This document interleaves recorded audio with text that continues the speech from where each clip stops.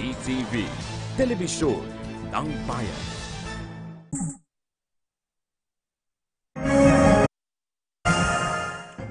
Magandang umaga, bansang Pilipinas. Kinumpirma ni Presidential Spokesperson Ernesto Abella na inalis na sa pwesto si Interior Secretary Mike Sueno. Ayon sa tagapagsalita, ginawa ang pagsibak sa kalihim ng DILG sa isinagawang 14th Cabinet Meeting kagabi. Loss of trust and confidence ang sinasabing dahilan ng naging hakbang ni Pangulong Rodrigo Duterte kay Sueno.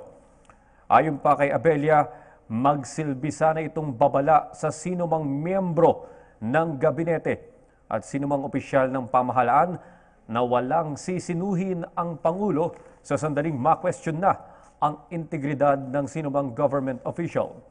Sa katunayan, isa si Sueno sa mga malapit na kaibigan ni Pangulong Duterte na naghimok sa kanya na tumakbo sa pagkapangulo noong presidential elections. Samantalang nanindigan naman ang dating kalihim na si Mike Sueno na pinupolitika siya ng tatlo niyang undersecretary upang iupo bilang kalihim si TESDA Director General Giling Mamundyong. Itinanggi ni Sueno ang paratang nila Interior Undersecretaries Jan Castriciones, Jesus Hinlo at Emily Padilla na umabuso siya sa kapangyarihan para magpayaman.